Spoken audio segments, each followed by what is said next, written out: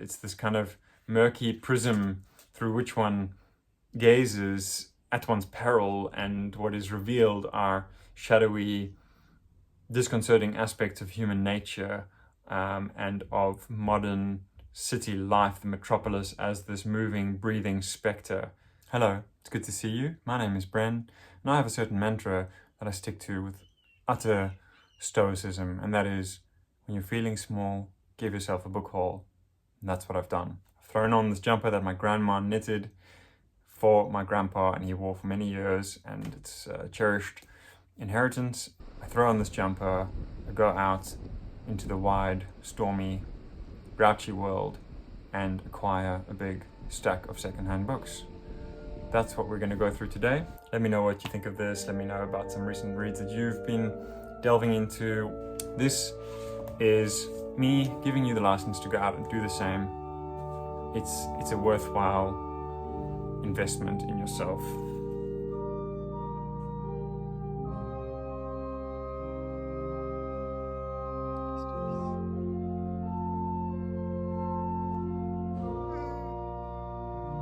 Okay, I've been on a recent Edith Wharton extravaganza and I'm loving it.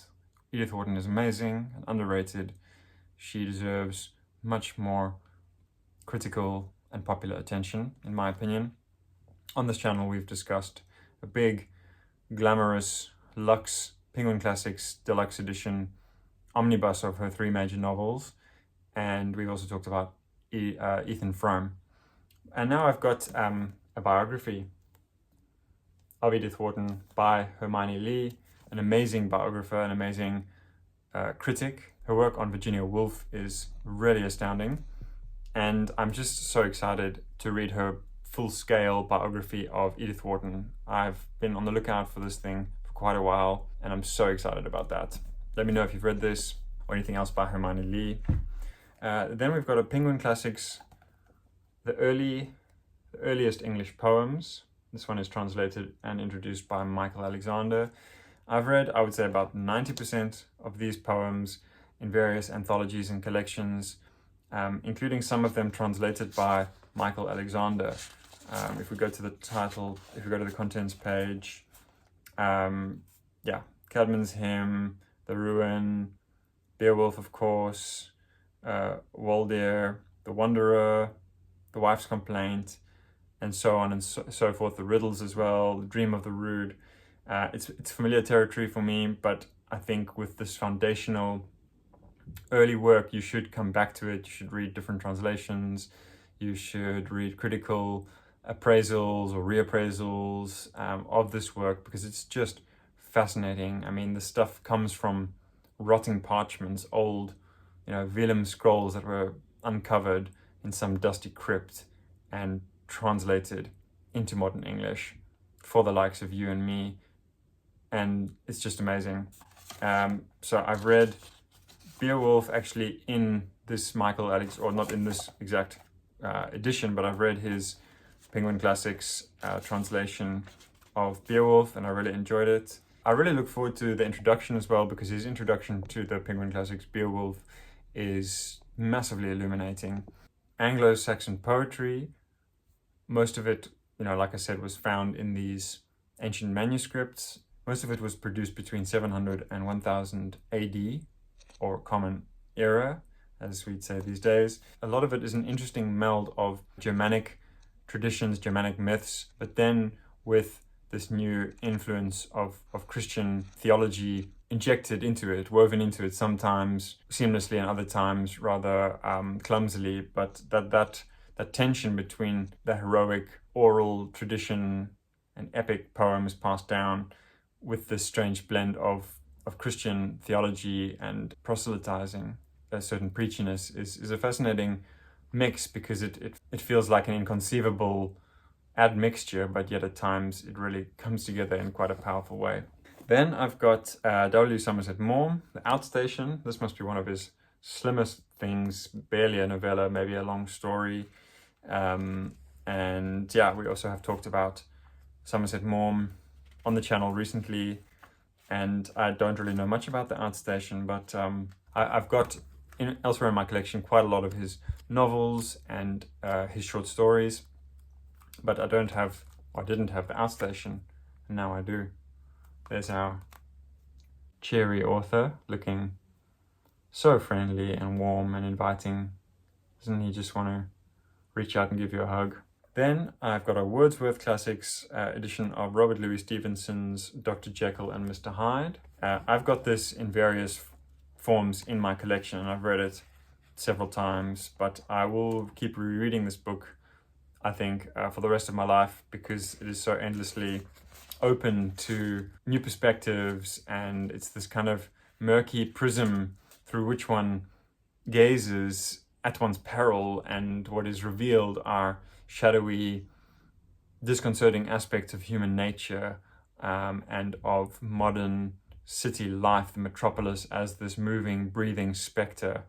It's eerie and haunted and full of strange whispering echoes and disquietudes. Then I've got Peter Pan by J.M. Barrie, another book that is a beloved childhood classic, an old friend that I haven't read in a long time, and can't wait to read with my little boy. So this one is maybe something for a few years' time. Kingsley Amis, Lucky Jim, this great old orange spine Penguin edition. This is one of my favorite books of all time. Absolutely rollicking hilarity, just page after page of rupturing into laughter, folding yourself double in a public space and guffawing with laughter. It is so riotous, and it is without a doubt one of the progenitors of the campus novel. So when you read a campus novel by a contemporary writer, just know that Kingsley Amis went there first and forged a way to write about campus politics and the drama and the intrigues and the pettiness and the stuffiness and the pretensions, the puffery, the showiness of campus life. He does it so brilliantly. Also the most amazing writing about drunkenness, such an unforgettable scene that I won't spoil for anyone that wants to go out and read this. I can't wait to reread it. Seems that we've got a bit of, quite a lot of rereading here, and I'm very happy with that. And the same goes for this one, Toni Morrison, A Mercy. This is one of Toni Morrison's lesser novels. I've read this novel a couple of times because I did my bachelor's thesis on an eco-critical reading of A Mercy. I wanted to have another copy because my copy is just completely marked up for the research purposes. It's not her best work by a long shot. It's definitely a minor Toni Morrison novel, and it deals with the early days of American colonization, a real crucible of clashing cultures and peoples, languages, backgrounds, competing interests, and there is atrocity and privation on extraordinary scales. But of course, Toni Morrison adds soaring lyricism to everything she deals with, and for that reason, it's only because she sets the bar so high that this novel pales in comparison to Beloved or Song of Solomon or some of her other works. But yeah, I saw it. It was €1.25, and I thought, you know what, I'm gonna have this as a backup copy. As we just go on here with more of the rereading theme here. We've got The Snow Goose by Paul Gallico, really slim thing, and I actually have an identical copy, like literally exactly the same cover, the same printing probably, of this wafer thin novella. It's actually 2 long-ish stories with lovely cozy illustrations, and that's a shot from the BBC TV production of The Snow Goose, starring Richard Harris and Jenny Agutter. The 2 stories in this collection are the Small Miracle and The Snow Goose. The Small Miracle is set in Italy. It's about a peasant boy sort of searching for a miracle, and it's quite sentimental. It's well executed, but it's not something that floored me. But The Snow Goose is this atmospheric, moody, brooding story of yearning and longing and the inexpressible and the ineffable and the unlikely coming together of beings from different backgrounds, different generations, and the metal and magic of real, deep human connection. So beautiful. The background of The Snow Goose is World War II, and the Battle of Dunkirk specifically. And when you read this text, you're absolutely not surprised that it's been made, that it's been adapted for the screen, because it is very cinematic. It is a book in which the atmosphere and the landscape are alive and breathing and very much integral to the story, to the characters, to the unfolding of the narrative. And I just can't wait to reread this. Then we've got Jose Saramago, The Tale of the Unknown Island, translated by Christine Robinson. Jose Saramago, obviously a very well-respected writer, but I don't really know much about this slim thing. It's a really slim thing. And it's got some really quirky artworks in the back. Don't know if they are connected to the text itself. Sometimes you just need to swim out to the unknown island of a work of literature that you have no idea about, and just go in kind of completely open-minded and see what happens. So if anyone can tell me what this is about, please feel free to let me know in the comments. It's got drawings by Pedro Cabrita Reyes, and like I said, translated by Christine Robinson and published in 1997 in Lisbon. Of course, I went to seek out these books with my partner and my little boy, and I don't normally do this, but I just decided to show my partner and my little boy's findings as well.